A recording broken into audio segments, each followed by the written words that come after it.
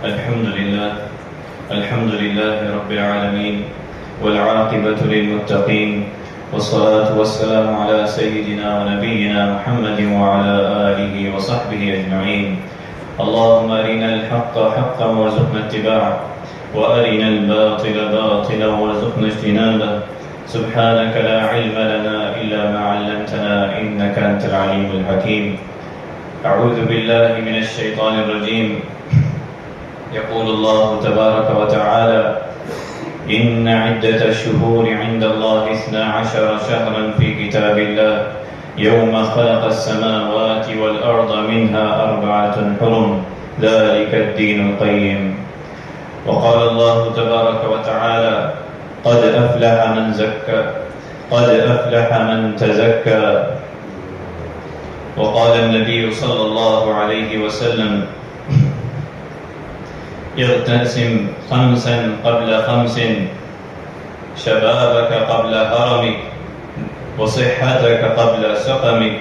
وغناك قبل فقرك وفراغك قبل شغلك وحياتك قبل موتك،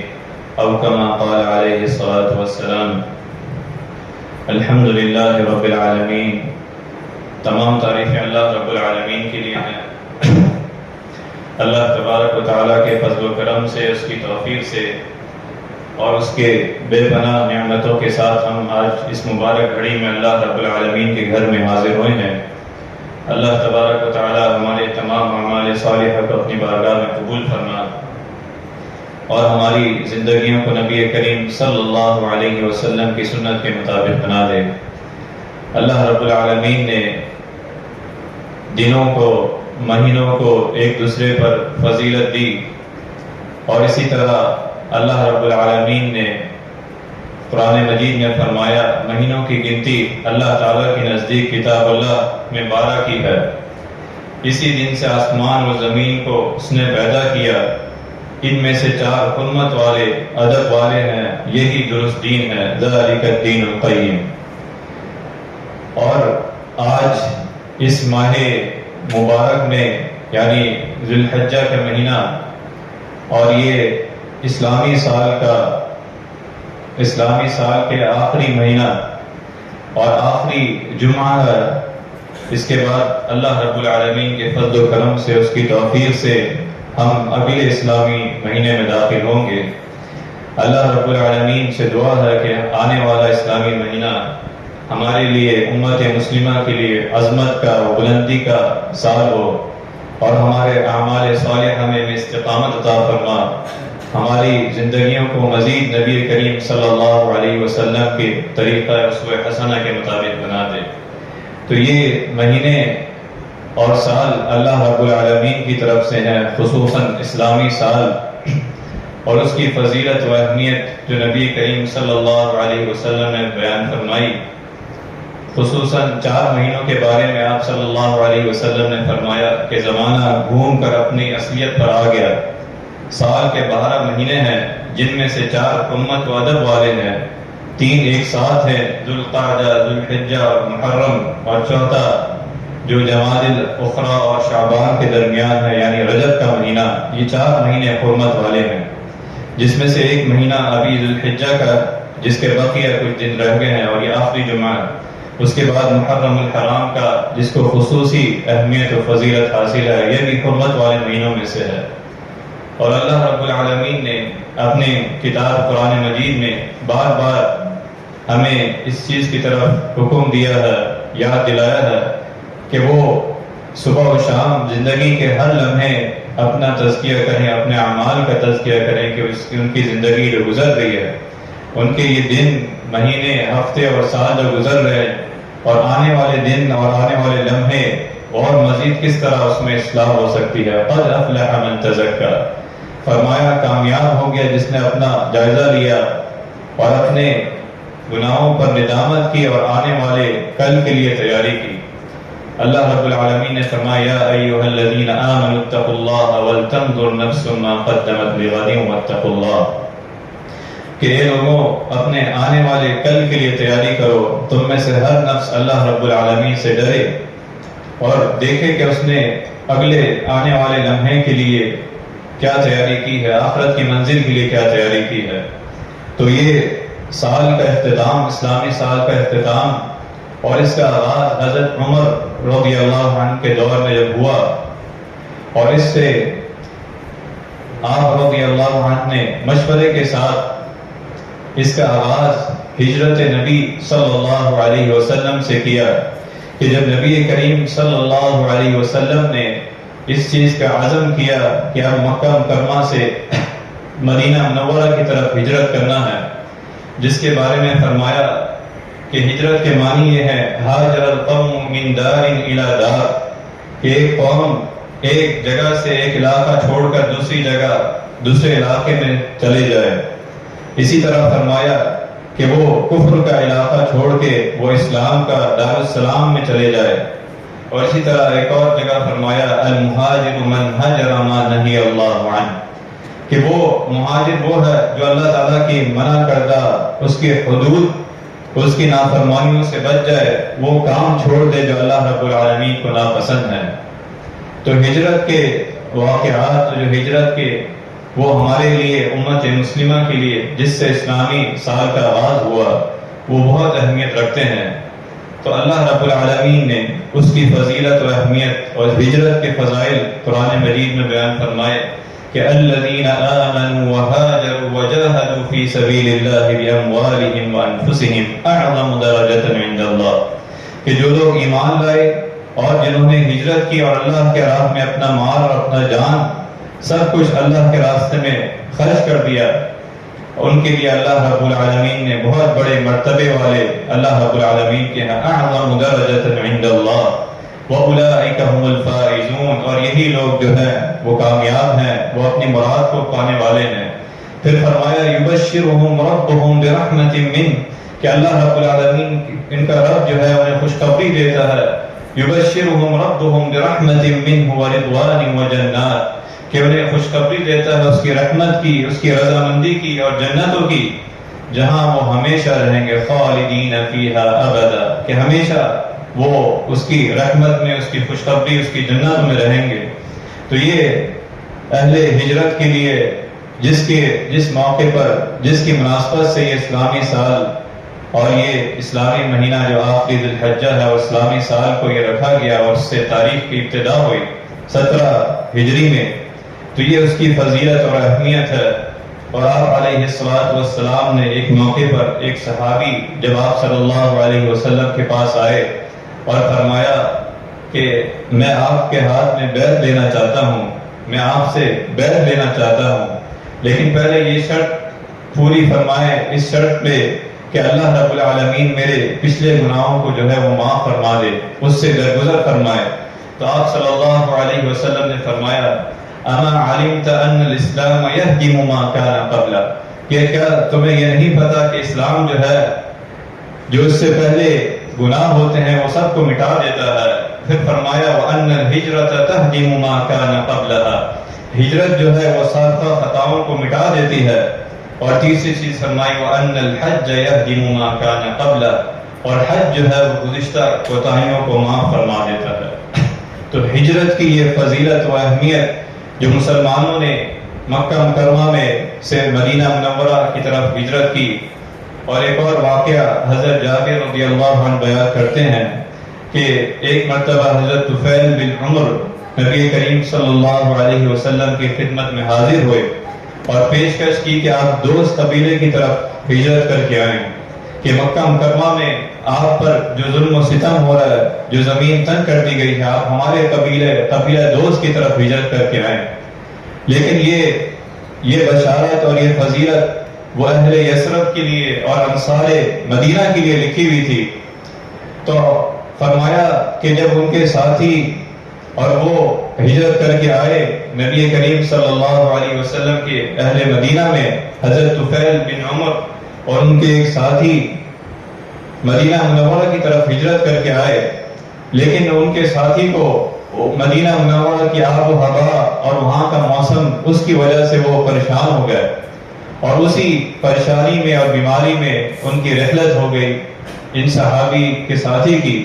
تو انہوں نے دیکھا خواب میں ان صحابی کو کہ وہ اللہ رب العالمین کے ہاں خوشخبری، اس کی جنت، اس کی بشارت میں ہے، کیونکہ انہوں نے فرمایا اس خواب میں آ کر کہ میں نے نبی کریم صلی اللہ علیہ وسلم کے حکم سے ہجرت کی، آپ صلی اللہ علیہ وسلم کی طرف ہجرت کی۔ تو یہ مسلمانوں اور نبی کریم صلی اللہ علیہ وسلم کے صحابہ اور آپ علیہ الصلوۃ والسلام نے جو ہجرت کی،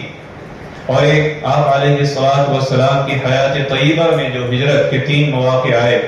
کہ جو سب سے پہلے صحابہ کرام نے حبشہ کی طرف پہلی ہجرت کی، جس میں کچھ مرد اور کچھ خواتین تھیں، پہلی ہجرت حبشہ کی طرف ہوئی۔ پھر اسی طرح جب پتہ لگا کہ اہل مکہ میں اکثریت جو ہے وہ مسلمان ہو گئی ہے، تو پھر یہ واپس مکہ کی طرف آئے حبشہ والے، تو لیکن یہ خبر جو ہے وہ تصدیق شدہ نہیں تھی، تو پھر دوبارہ حبشہ کی طرف ہجرت کی، زیادہ مسلمانوں نے حبشہ کی طرف ہجرت کی۔ پھر اسی طرح تیسری ہجرت جو ہے وہ ہجرت مدینہ ہے، جو نبی علیہ الصلوۃ والسلام کے صحابہ نے کی، اور اس کے بعد آخری میں اللہ رب العالمین کے حکم سے نبی کریم صلی اللہ علیہ وسلم اور آپ علیہ الصلوۃ والسلام کے صحابی حضرت ابو بکر رضی اللہ عنہ نے کی۔ تو اس موقع پر ہجرت مدینہ میں جو پہلا معاہدہ، جو پہلا بیعت لی گئی عقبہ کے مقام پر،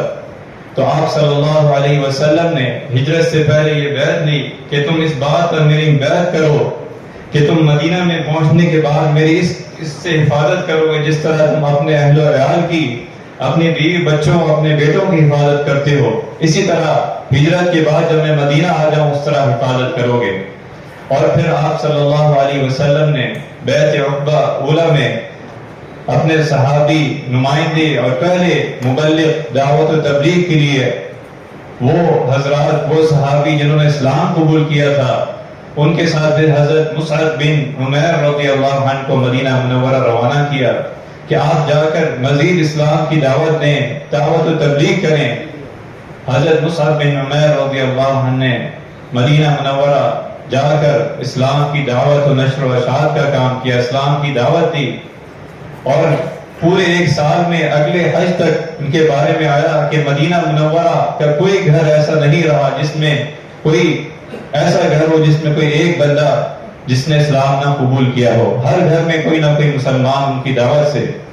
اور ان کے بارے میں فرمایا حضرت مصعب بن عمیر رضی اللہ عنہ، جو آپ علیہ الصلوۃ والسلام کے صحابی، کہ آپ کی رہن سہن، اللہ رب العالمین نے جو آپ کو نعمتیں دی تھی کہ آپ کا کپڑا کہاں سے آ رہا ہے، اور آپ کے لباس اور آپ کے جوتے کہاں سے آ رہے ہیں، لیکن جب اسلام پر آئے، نبی کریم صلی اللہ علیہ وسلم کے محفل میں آئے، آپ کی مجلس میں آئے، آپ کی تبلیغ میں آئے، تو فرمایا کہ آپ کی جب شہادت ہوئی، غزوہ احد میں آپ کی شہادت ہوئی اور آپ کی تدفین کا وقت آیا، تو آپ کی کفن کے لیے بھی پورا کپڑا نہیں تھا جو آپ کے جسم میں آتا۔ یہ حضرت مصعب بن عمیر رضی اللہ عنہ، جو نبی کریم صلی اللہ علیہ وسلم کے پہلے مجالس میں پہلی تبلیغ حاصل کرنے والے اور آپ علیہ الصلوۃ والسلام کے نمائندے، جو مدینہ منورہ میں آپ صلی اللہ علیہ وسلم نے بھیجا دعوت کے لیے، تبلیغ کے لیے، تو یہ نبی کریم صلی اللہ علیہ وسلم اور آپ کے صحابہ کرام رضی اللہ عنہ کے ہجرت۔ پھر اسی طرح دوسری بیعت کا وقت آیا، عقبہ کے مقام پر جب دوسری بیعت لی گئی، تو مدینہ منورہ سے اور لوگوں نے، اور صحابہ کرام رضی اللہ عنہم نے جو ہجرت کی، جنہوں نے اسلام قبول کیا، انہوں نے پھر آپ علیہ الصلوۃ والسلام کے ہاتھ میں بیعت لی، اور آپ صلی اللہ علیہ وسلم نے اس موقع پر جو الفاظ ان سے بیعت لیے کہ تم ہر حال میں اللہ رب العالمین کی اطاعت و فرما برداری کرو گے، نیکی کا حکم دو گے اور برائی سے روکو گے، اور چاہے خوشحالی ہو یا تندرستی ہو، دونوں حالوں میں خرچ کرو گے، اللہ رب العالمین کی اطاعت و فرما برداری میں کسی کو خاطر نہیں لاؤ گے، اس کی اطاعت و فرما برداری کے آگے سر تسلیم خم کرو گے۔ تو یہ آپ علیہ الصلوۃ والسلام نے بیعت عقبہ ثانی لی، جس کے بعد پھر باقاعدہ نبی علیہ الصلوۃ والسلام کے سفر ہجرت کا آغاز ہوا، کہ جو اللہ رب العالمین کی طرف سے آپ علیہ الصلوۃ والسلام کو حکم دیا گیا کہ اب آپ کا بھی ہجرت کا وقت آ گیا۔ حضرت عائشہ رضی اللہ عنہا فرماتی ہیں کہ نبی کریم صلی اللہ علیہ وسلم نے فرمایا کہ مجھے وہ شہر خواب میں دکھایا گیا جس کی طرف تم نے ہجرت کرنی ہے، اس میں کھجور کے درخت بہت زیادہ ہیں اور وہ سیاہ پتھروں والے دو زمینوں کے درمیان وہ واقع ہے۔ تو جب آپ علیہ السلام کے دشمنوں کو پتہ لگا کہ نبی کریم صلی اللہ علیہ وسلم کا یہ قافلہ اور آپ علیہ السلام بھی ہجرت کر کے جا رہے ہیں، تو اللہ رب العالمین نے قرآن مجید میں ذکر فرمایا کہ آپ کے دشمن، آپ کی جان کے دشمن، انہوں نے یہ مشورہ کیا کہ آپ کو قتل کر دیا جائے، آپ کو نکال دیا جائے۔ وَإِذْ يَمْكُرُ بِكَ الَّذِينَ كَفَرُوا لِيُثْبِتُوكَ أَوْ يَقْتُلُوكَ أَوْ يُخْرِجُوكَ وَيَمْكُرُونَ وَيَمْكُرُ اللَّهُ وَاللَّهُ خَيْرُ الْمَاكِرِينَ۔ وہ مکر کر رہے تھے اور اللہ رب العالمین خیر الماکرین ہے۔ وہ نبی علیہ السلام کو روکنے کے لیے آپ صلی اللہ علیہ وسلم کے قتل کا ارادہ کر کے بیٹھے تھے، لیکن اللہ رب العالمین نے فرمایا واللہ خیر الماکرین، کہ اللہ رب العالمین نے جب آپ علیہ السلام کو حکم دیا ہجرت کا، تو آپ صلی اللہ علیہ وسلم اور آپ کے صحابی حضرت ابوبکر صدیق رضی اللہ عنہ دونوں رات کو نکلتے ہیں، اور آپ صلی اللہ علیہ وسلم نے یہ آیت فرمائی وَجَعَلْنَا مِن بَيْنِ أَيْدِيهِمْ سَدًّا وَمِنْ خَلْفِهِمْ سَدًّا فَأَغْشَيْنَاهُمْ فَهُمْ لَا يُبْصِرُونَ،